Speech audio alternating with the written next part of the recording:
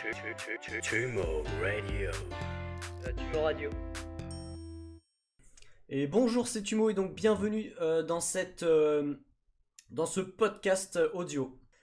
Donc alors aujourd'hui je voulais vous parler de séries à regarder qui seraient intéressantes et que vous avez sûrement pas entendu parler, par certaines bien sûr.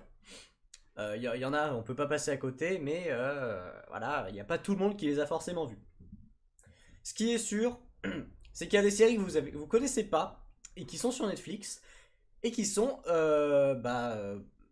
1000 fois meilleures que les séries les mieux cotées Netflix. Il y aura une série qui n'est pas sur Netflix, mais le reste, généralement, ça se passe sur Netflix parce que j'y peux rien s'ils font des trucs. J'y peux rien s'ils font des séries de qualité. Après, voilà, j'ai pas envie de faire je sais pas combien d'abonnements. Ça sent le cramer, c'est normal. Ça sent le cramer parce que j'ai allumé le chauffage. J'espère que ça va pas prendre feu pendant que je parle de ça. Bref. Ce podcast va se faire en one shot. Il y aura aucune coupure. Parce que c'est la qualité. Oh putain, ça sent vraiment le cramer. Ouais, je vais éviter de faire en sorte que la maison prenne feu. Voilà. Bref. Je disais que je ferais pas de coupure et c'est déjà la merde. Bon. Alors du coup je vais vous parler de... Alors attendez, 1, 2, 3, 4, 5, 6... 6 séries Netflix. Parfait. Donc ça fera 3 par 3. Donc 6 séries Netflix dont je vais parler et qui pourraient probablement vous intéresser. On va donc commencer par Mr. Sunshine. Il y aura beaucoup de séries asiatiques dans cette vidéo. Asiatique, ça peut être chinois, coréen. Voilà, il y aura beaucoup de séries comme ça. En tout cas, en rapport avec ça. Bref, on va commencer par Mr. Sunshine. C'est une série Netflix. C'est une série Netflix que je suis en train de suivre. Il me reste 2 épisodes, mais je peux quand même en parler. Elle est incroyable dans le sens où j'ai l'impression de regarder un animé. Alors Mr. Sunshine, je sais pas d'où ça vient. Je peux même le regarder en direct d'ailleurs. Je vais peut-être m'y intéresser. C'est peut-être le moment de s'y intéresser. Mr. Sunshine. Alors, franchement, je serais vachement déçu si c'était pas tiré d'une BD ou d'un manga parce que ça... Je vais vous l'expliquer dans 2 secondes. Ce qui est sûr, c'est que la soundtrack est incroyable.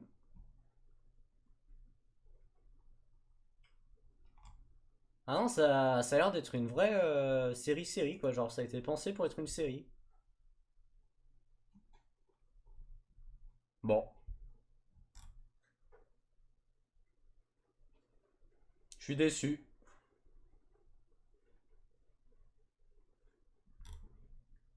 Bref. Mr. Sunshine, c'est quoi? Mr. Sunshine, c'est une série coréenne qui se base sur l'histoire de la Corée. Donc avec genre le Japon qui envahit la Corée. En gros, la Corée se fait un peu bisuter par plusieurs pays. Donc on a les Américains d'un côté, le Japon de l'autre, et ça fait un peu un triangle en fait. Et ce triangle notamment est dans la série avec 3 personnages clés. Donc on a le... Ils sont tous de nationalités un peu différentes, mais en gros il y a le coréen, l'américain et le japonais, voilà. Et donc la série se passe en Corée. Et alors elle a un budget mais de malade, j'ai pas compris. Parce que j'ai l'impression que personne en parle. Et genre au début en fait, dans les premiers épisodes, on a une scène de guerre. On a une scène de guerre mais j'ai l'impression que c'est du budget de Marco Polo quoi. La série Netflix qui a le plus gros budget de l'histoire, enfin côté série, qui a été annulée d'ailleurs. Je pense que ça devait coûter trop cher. Et dans Marco Polo, il y avait des guerres, des scènes de bataille incroyables, qui valaient sûrement plus cher que les batailles de Game of Thrones. Et alors, dans Mr. Sunshine, il y a aussi une scène de guerre au début, Mais alors, elle doit avoir un budget de malade parce que j'ai pas l'impression d'avoir vu beaucoup de. À part peut-être les bateaux, j'ai l'impression que il y avait pas de. Il y avait pas de fond vert quoi. Il y avait pas de post. Enfin, si, bien sûr, il devait y avoir beaucoup d'effets de post-production, mais j'avais vraiment l'impression de voir une scène de guerre réelle où genre les gens ils sont vraiment là quoi. Genre j'ai vraiment l'impression que ça a coûté très très cher parce que mais pourtant j'en ai pas entendu parler et il y a de grandes chances que vous aussi vous en avez pas entendu parler de cette série. Donc Mr Sunshine, si j'en parle, c'est parce que c'est une tuerie. Les épisodes font tous 1 heure, genre c'est des films, tous les épisodes sont des films et il y en a 24. Et en gros, ce qui m'a choqué, c'est que ça se passe comme un animé, comme un manga en fait. Donc une série coréenne qui fait penser à des mangas japonais, ça n'a plus aucun sens. Bah alors en fait, c'est une série historique. Je saurais, si c'était un manga, en fait, je saurais pas comment le classer parce que ça serait entre le. En fait, c'est un mélange de seinen, de shonen et de shoujo là. Shoujo, je crois que c'est les mangas un peu romance et tout. Il y a énormément de romance, donc peut-être shoujo, mais truc à l'eau de rose quoi. Mais genre, elle est vraiment inclassable cette série quoi. Genre, ça fait manga, série américaine, série historique. C'est vraiment un mélange très bizarre, mais qui fonctionne ultra bien parce que c'est vraiment très bien. Mec, c'est pas s'exprimer. Le personnage, il est quand même assez cool. Il a une casquette à la Jojo dans Jojo Bizarre Adventure. Tu sais, la casquette un peu casquette militaire, un peu casquette un peu nazie là, mais qui porte la casquette de l'armée qui porte en Corée. Des commandants, je crois. Et genre, déjà, il a un style trop classe, quoi. Genre, mais, donc il y a beaucoup d'éléments de romance et tout. Ça fait un peu mal à regarder comme ce que c'est très prononcé. C'est pour ça que ça me fait penser au manga. C'est parce que chaque scène, ça fait penser à une planche de manga. Euh, et c'est quand il y a un truc de romance, ça y va quoi. Genre il y a la musique, t'as les violons dans tous les sens, alors qu'il se passe pas grand chose finalement. Euh, mais bref, en gros, tout ça pour dire que si c'était un manga, ça marcherait super bien. Et je pense que si c'était un manga, Mr Sunshine, ça aurait été la meilleure adaptation qu'on puisse faire en fait.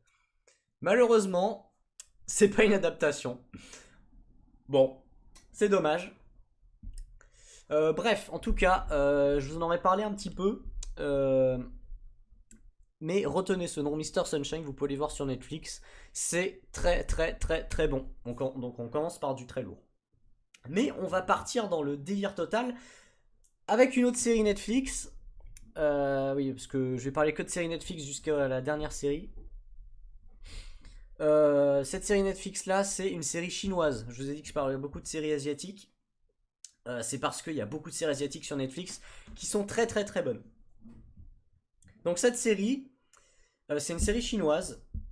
C'est Unchildren. Alors le nom est pas du tout chinois. Mais j'imagine qu'ils ont la série a son propre nom en Chine. Donc ça s'appelle Unchildren. C'est aussi sur Netflix, vous pouvez aller voir. En gros, c'est très simple, hein. C'est Black Mirror chinois. Je pense qu'en Chine, ils doivent pas avoir Black Mirror sur leur Netflix. Alors ils se sont dit, ouais bon, bah, on va le faire chez nous comme ça, les gens auront leur Black Mirror à eux. C'est exactement ça. En gros, c'est un épisode. Un épisode, ça raconte une histoire. Et comme à la façon de Black Mirror, euh, chaque épisode se soulèvera euh, un sujet dans le futur, qui se passera dans le futur sur les nouvelles technologies et comment est-ce qu'on, eh ben, en version dramatique quoi, tragédie, genre comment les nouvelles technologies font la merde sur l'humanité quoi. Sauf que là c'est moins comment dire. Bah si, Black Mirror, c'est vraiment, ça englobe toutes les technologies, quoi. Ça peut parler de tout. Alors qu'Unchildren, c'est comment la technologie influence les enfants, en fait. Genre les enfants chinois. Alors, on a quelques épisodes de Black Mirror qui traitent là-dessus. C'est pour ça que ça ressemble beaucoup, ces épisodes de Black Mirror là, sur les enfants dans Unchildren. Mais dans Unchildren, ça parle vraiment que de ça. Et j'ai regardé quelques épisodes, mais putain, c'est vachement perché, hein. C'est vachement perché psychédélique parce que j'ai pas tout regardé. Mais je pense que tous les épisodes sont incroyablement bordéliques. Ça va très très loin hein, parce que franchement je peux pas l'expliquer. Il y a un épisode, c'est dans les deux premiers, donc le deuxième je crois. Il y a un épisode où il y a un gosse, il ramasse une boîte plein de chatons. Et en gros, c'est un peu une métaphore du chat de Schrödinger. Donc je sais pas si vous connaissez, genre c'est une théorie scientifique.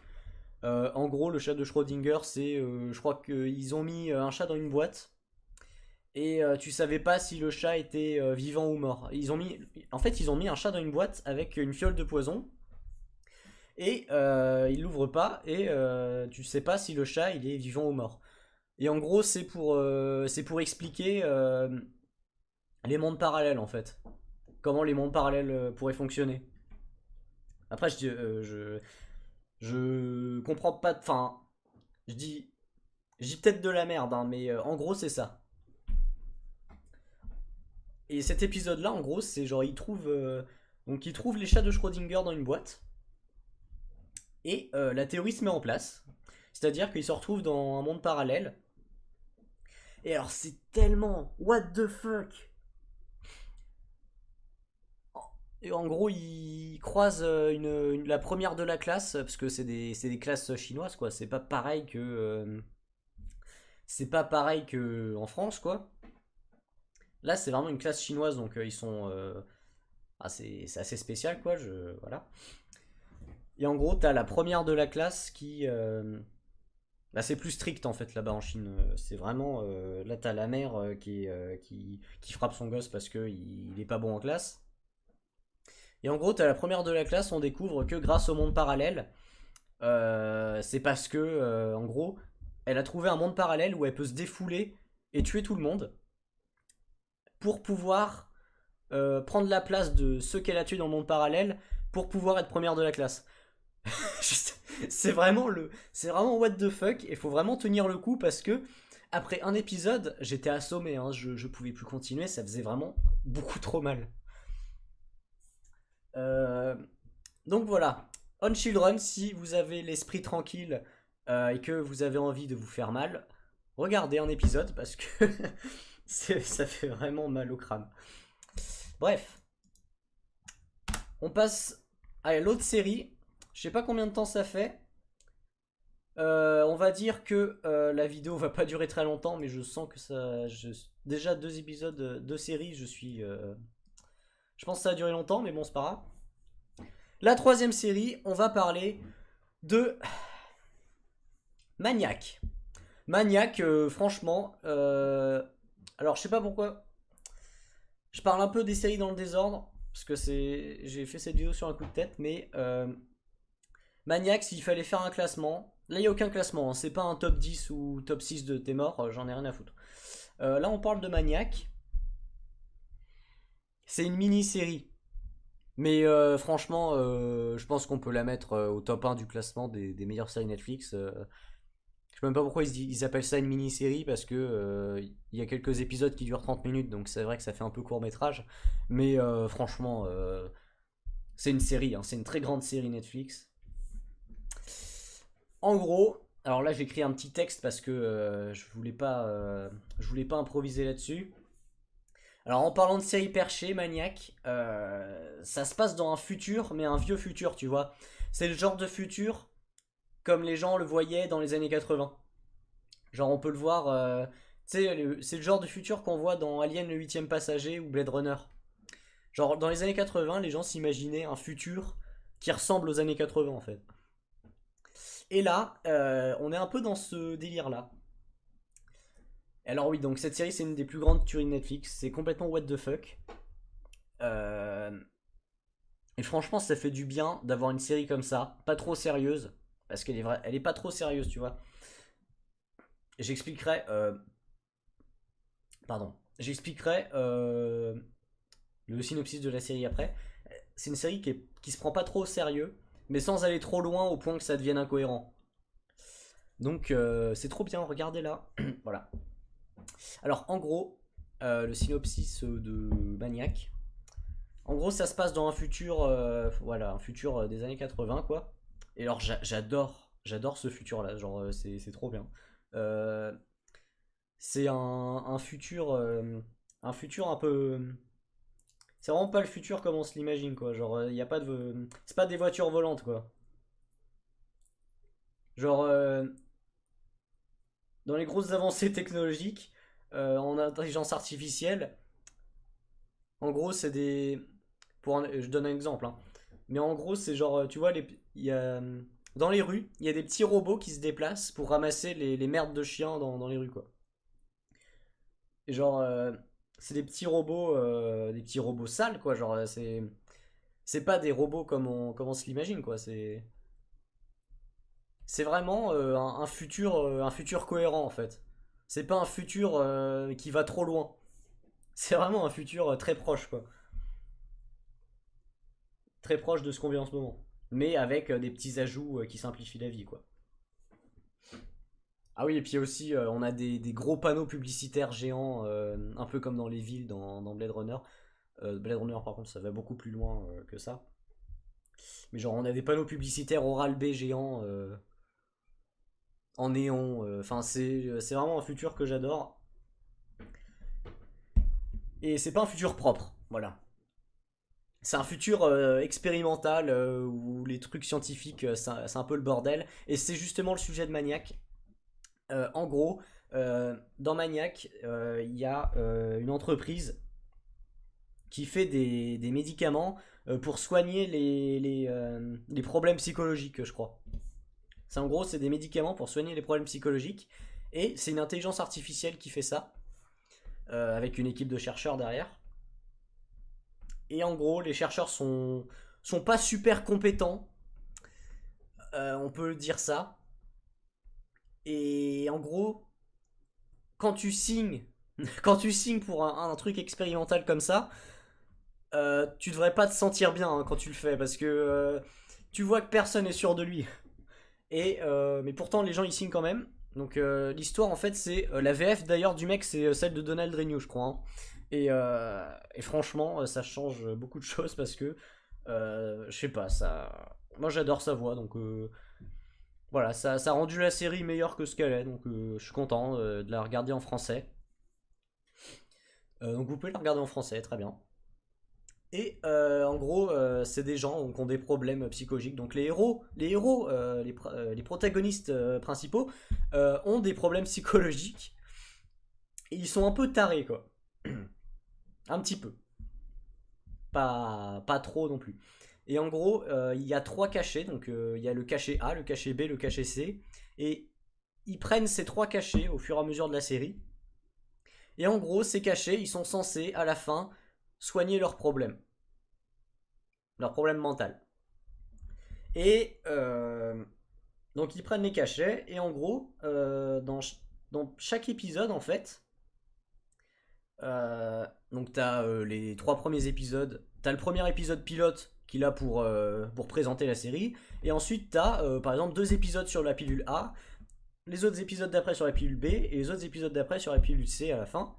Et en gros la pilule A, bon bah ils se mettent sur des sièges pour rentrer dans une sorte de simulation à la Matrix. Et en gros, ces sièges, je sais pas comment dire, ces sièges, on sent qu'ils ont déjà été utilisés. Si vous avez regardé la série, vous allez comprendre comme moi ce que je veux dire.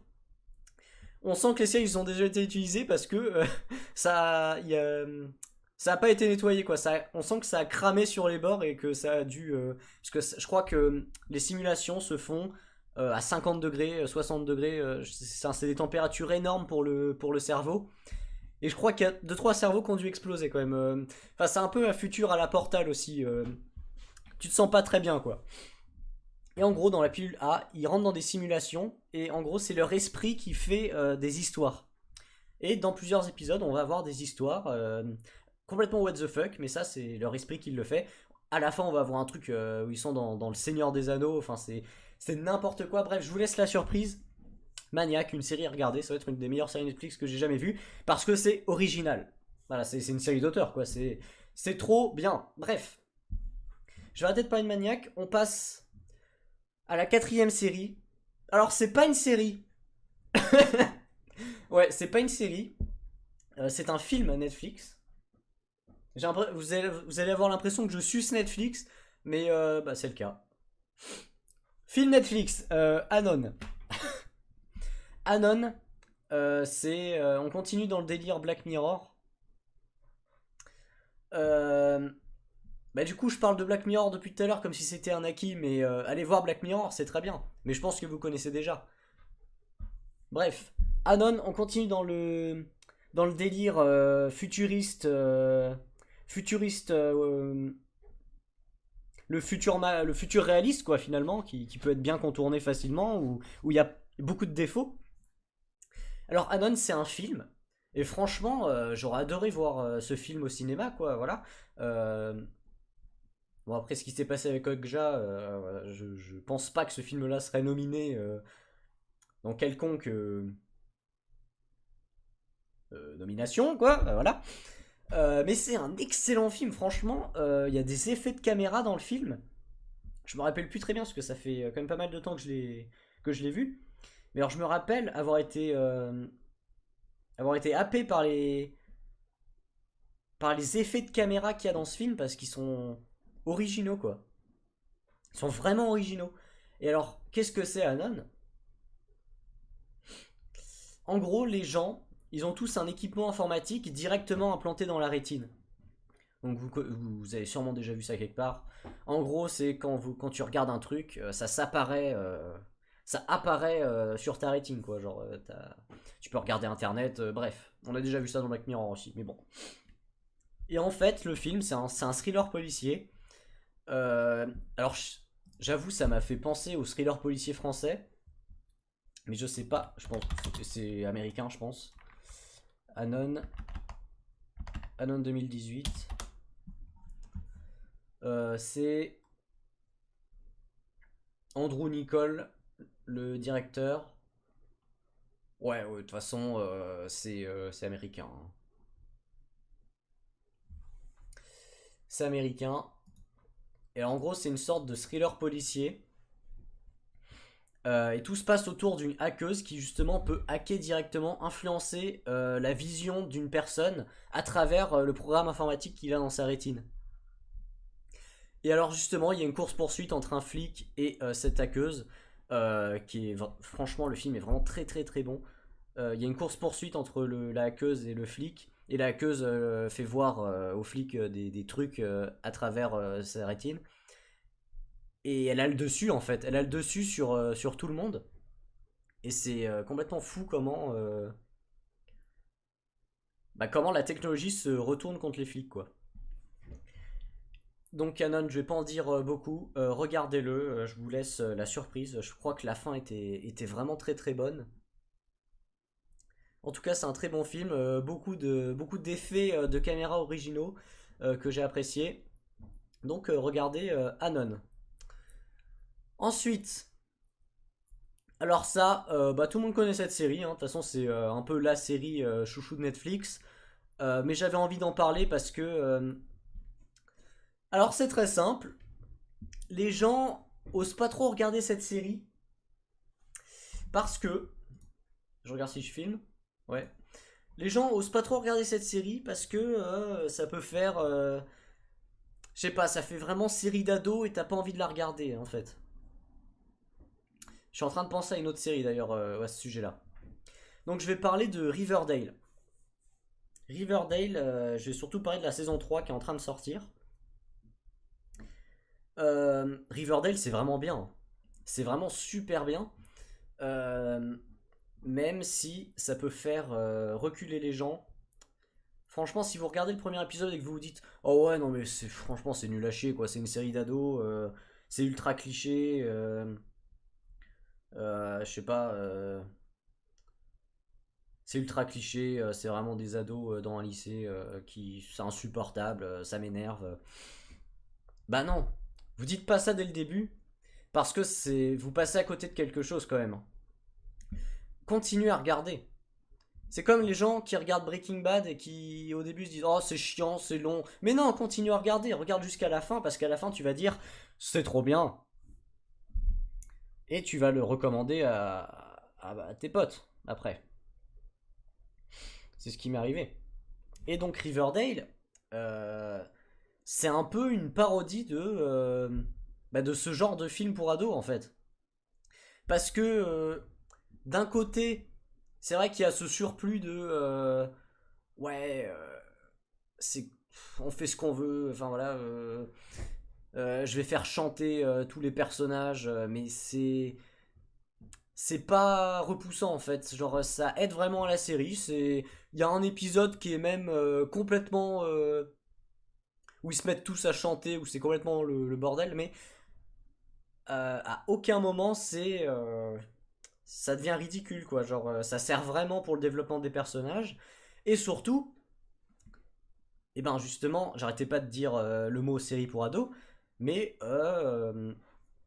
c'est quand même, à part tous ces éléments de série pour ados, voilà, c'est quand même une très bonne série parce que il se passe des choses osées d'ailleurs, les réalisateurs ils osent vraiment, et j'ai remarqué qu'il adorait voir souffrir ses personnages, et j'adore ça, j'adore voir souffrir les personnages. Genre, il hésite pas à casser la gueule à un personnage, mais genre violemment quoi, genre qui.